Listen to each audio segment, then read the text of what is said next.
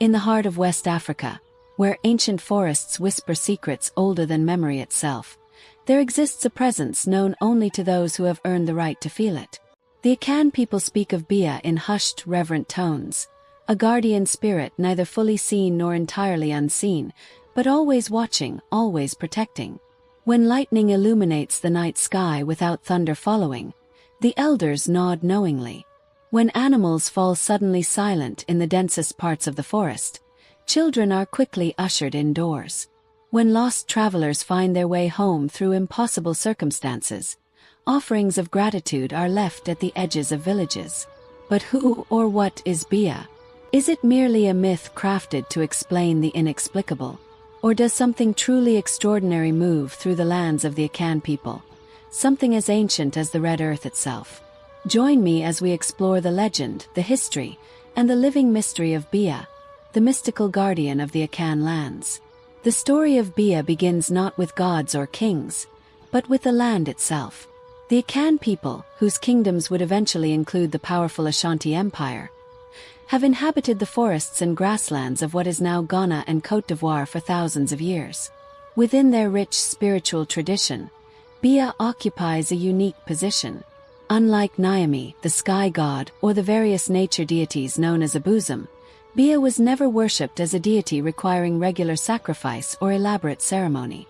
Instead, the earliest accounts describe Bia as something older, a consciousness arising from the land itself, predating even the first human settlements. The name Bia, in the Twi language, has multiple interconnected meanings: secret, hidden wisdom, and sacred oath. This linguistic complexity reflects Bia's multifaceted nature in Akan cosmology, a guardian that both protects knowledge and upholds sacred covenants between humans and the land they inhabit. Ancient carvings found near Kumasi depict a formless presence represented by intricate spiral patterns surrounding human figures. These artifacts, dating back nearly a millennium, are believed to be the earliest physical representations of Bia, not as an entity with defined features, but as an encompassing, protective force. What makes the Bia tradition particularly fascinating is how it differs from the more hierarchical spiritual systems found throughout West Africa. The earliest oral histories suggest that Bia was not created by higher gods, nor did it demand subservience from humans. Instead, it emerged as a natural consciousness of the land, an embodiment of the delicate balance between the people and their environment, serving as both guardian and reminder of sacred responsibilities. Bia in Akan cosmology. To understand Bia's significance, we must first grasp the foundations of Akan spiritual thought. For the Akan, the universe exists in layers of reality: the visible world of humans and nature, the ancestral realm where the departed continue to influence community affairs, and the domain of spiritual entities ranging from minor local spirits to the supreme creator Nyame. Within this complex cosmology, Bia occupies a liminal space, neither fully spirit nor deity, but something scholars have described as a conscious principle or embodied wisdom of the Akan territories themselves. The traditional belief holds that Bia was present when the first Akan ancestors arrived in the forest regions. Rather than conquering or claiming the land, these early settlers are said to have formed a covenant with Bia, promising to live in harmony with the forests, rivers, and wildlife in exchange for protection and prosperity.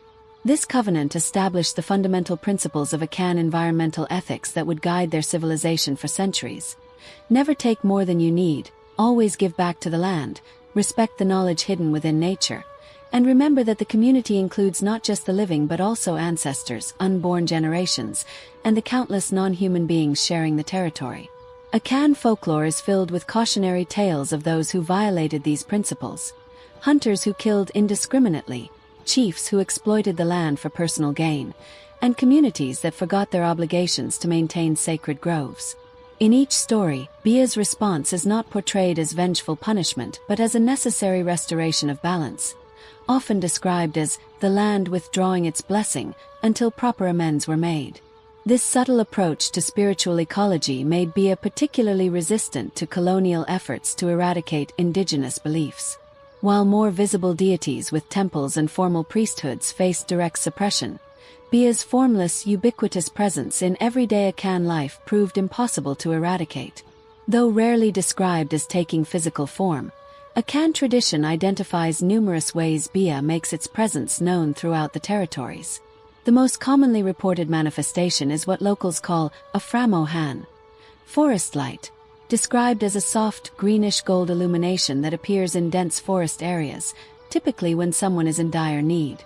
Countless stories tell of hunters lost after dark, children who have wandered too far from their villages, or travelers caught in sudden storms who report being guided to safety by these mysterious lights that move with apparent intelligence. Another manifestation occurs during times of environmental crisis. Elders speak of asay sahomka, earth tremors, subtle vibrations in the ground that precede natural disasters. These tremors, distinctly different from ordinary seismic activity, are said to provide just enough warning for communities to prepare or evacuate before floods, landslides, or severe storms. Geological records show the Akan regions have indeed experienced fewer catastrophic losses from natural disasters than neighboring territories with similar environmental conditions. Perhaps most intriguing are the accounts of Sun Sum Sakri, spirit transformation, where animals behave in extraordinary ways that benefit humans in distress. These include birds that lead people to water during droughts, normally predatory animals that protect vulnerable humans, or creatures appearing repeatedly in dreams to warn of impending dangers to the community.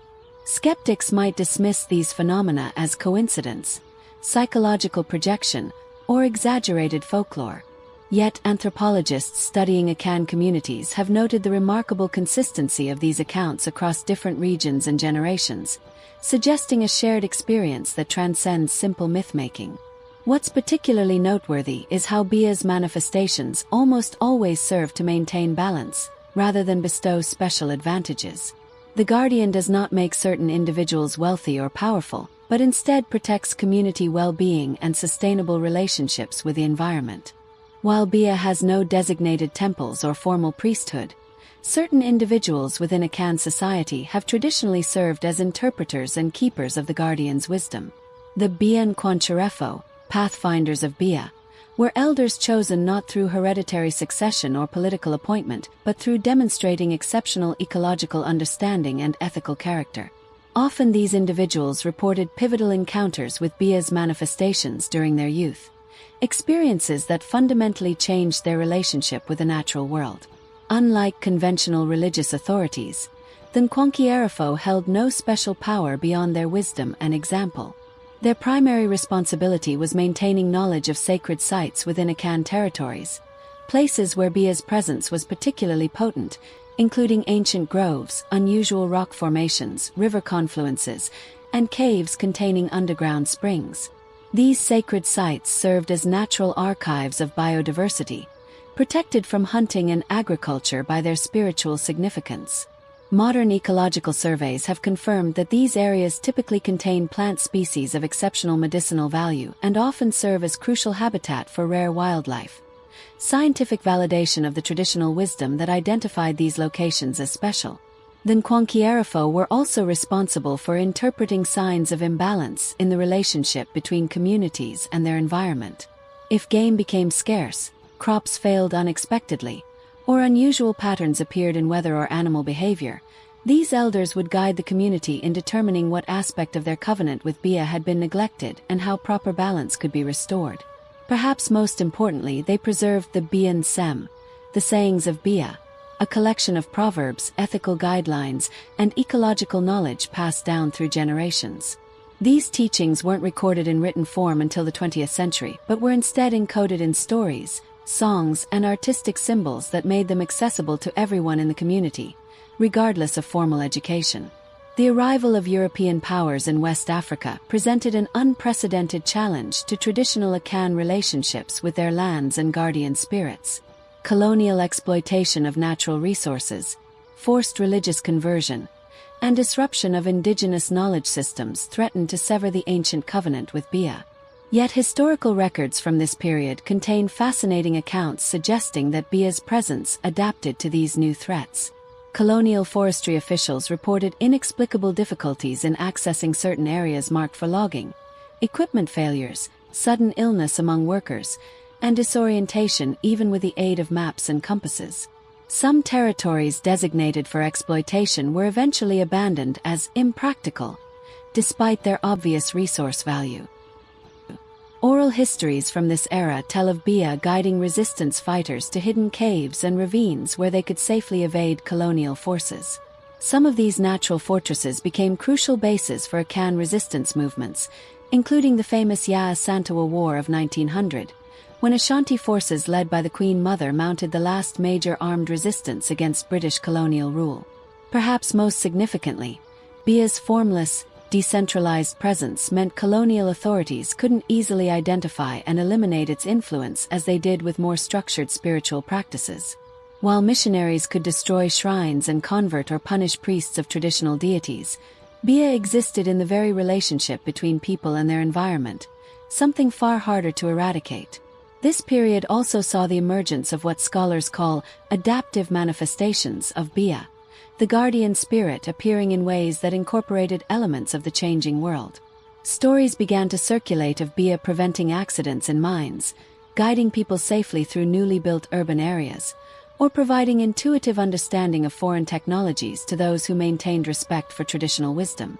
These adaptations suggest something more complex than simple mythology, a living tradition capable of evolution while maintaining its core principles of balance, protection, and ecological wisdom.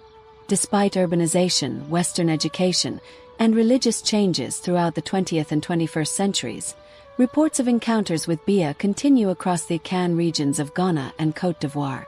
These modern experiences often occur at the intersection of traditional knowledge and contemporary challenges.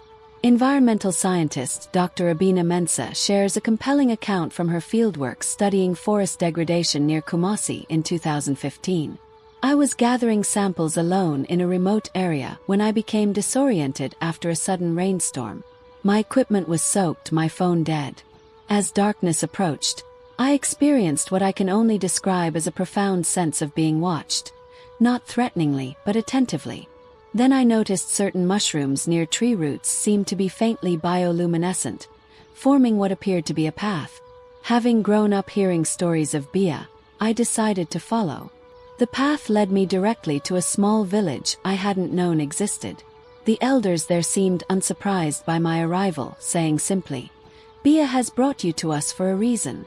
I ended up documenting crucial traditional knowledge about forest regeneration from that community that has since informed reforestation projects throughout the region. Urban encounters are reported as well. Taxi driver Kwame Anchi describes a night in Accra when he picked up an elderly passenger who asked to be taken to a construction site where a sacred grove had once stood. When we arrived, there was nothing but concrete and steel. The old man sighed and asked me to wait. He walked to the center of the site and seemed to be speaking to someone I couldn't see.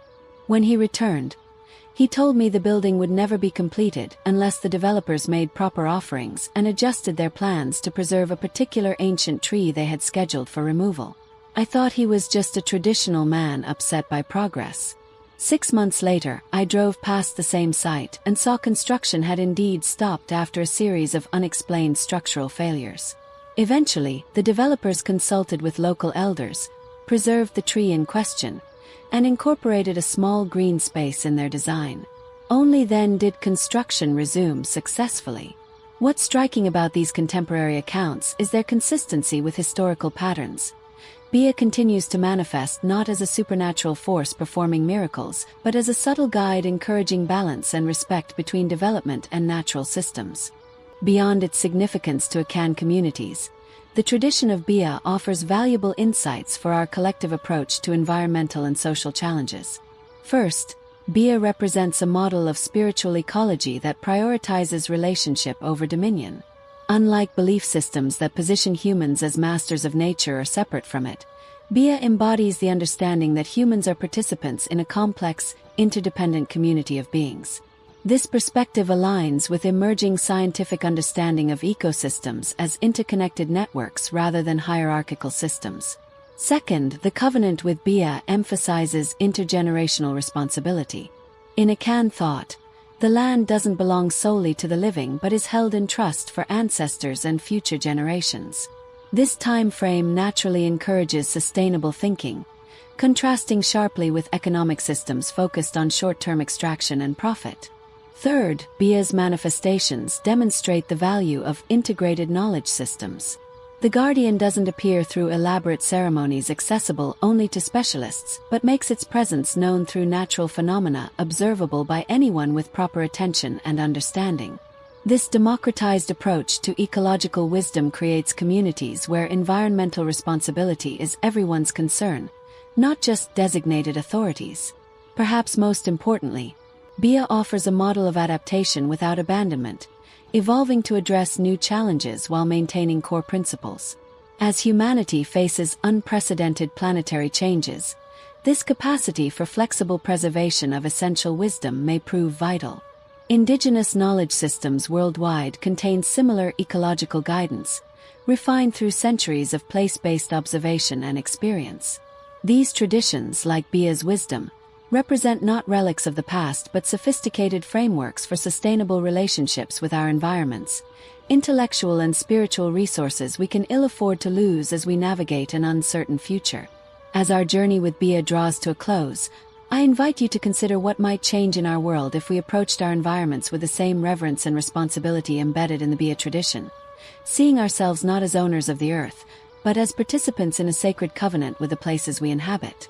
Whether you interpret Bia as a literal spirit, a metaphorical representation of ecological wisdom, or a cultural framework for sustainable living, its core message transcends these distinctions.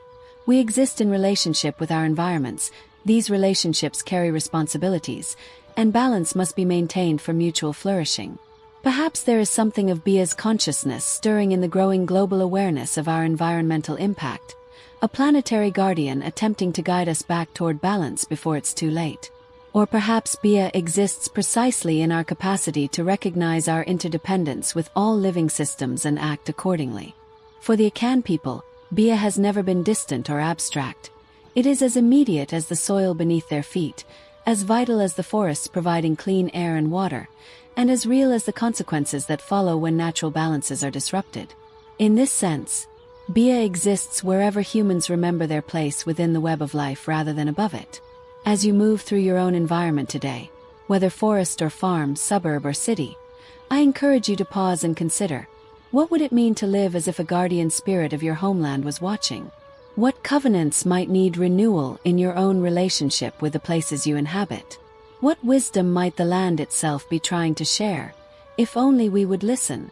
The Akan elders say that those who truly wish to encounter Bia need only one thing: the humility to see themselves as both protector and protected within the great community of life. Perhaps this wisdom is exactly what our troubled world needs most. As climate change, deforestation, and resource extraction present unprecedented threats to West African ecosystems, many Akan communities are experiencing what they describe as Bia's awakening, an intensification of the guardian's presence in response to environmental crisis. Sacred groves protected for centuries through spiritual taboos have gained new significance as biodiversity hotspots and carbon sinks. Environmental scientists have documented how these traditional conservation areas demonstrate remarkable resilience against climate stressors, often containing plant species that could prove crucial for adaptation strategies. Climate activists and environmental organizations in Ghana have increasingly incorporated Bia's principles into their advocacy, finding that framing conservation in terms of traditional covenants with the land resonates more deeply with local communities than abstract scientific arguments alone. When we speak only of carbon sequestration or biodiversity indexes, many community members see environmental protection as a foreign concept imposed from outside. But when we discuss restoring balance with Bia, maintaining the covenant our ancestors established with this land, people understand immediately that environmental protection is also cultural preservation and spiritual responsibility. This integration of traditional ecological knowledge with modern conservation science represents a powerful approach to environmental challenges. Researchers have documented how communities that maintain strong connections to Bia's principles typically demonstrate more sustainable resource management practices and greater resilience to climate impacts than those where these traditions have been abandoned. Some spiritual leaders and environmental activists have even described the global climate crisis as Bia calling out, not just to Akan peoples but to humanity as a whole, a planetary guardian spirit attempting to restore balance before irreversible damage occurs. This has been Bia, the mystical guardian of the Akan lands. If you appreciated this journey, please consider supporting organizations working to preserve indigenous ecological knowledge and protect vital ecosystems in West Africa. Like, subscribe, and share to help others discover the profound wisdom of Bia's tradition. Until next time, may you walk in balance with your own homeland.